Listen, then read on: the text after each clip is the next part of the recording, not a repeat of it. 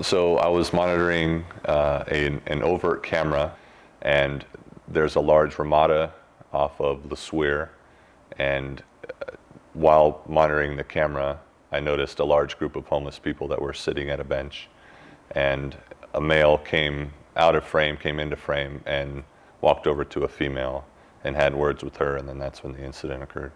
Since I'm already at the park, I immediately look over and I'm able to see that there's some sort of disturbance going on that looks like a fight between a couple people under the Ramada. I noticed that he had walked up to her. He kind of bent over and whispered something in her ear or said something to her, and I just saw him continuously what appeared to be just a hammer fist strike to her shoulders, back, and chest area, probably 6 or 7 times.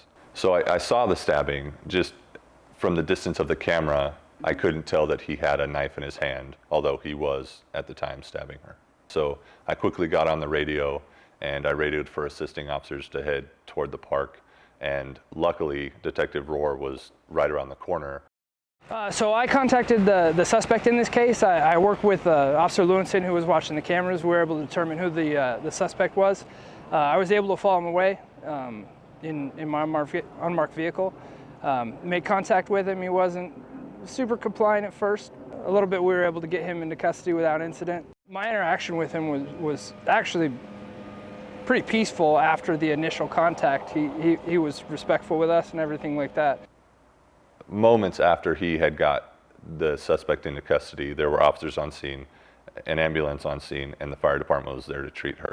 Without Rohr being on scene, without the officers being on scene to treat her, who knows where this lady would be, and who knows where the suspect would be.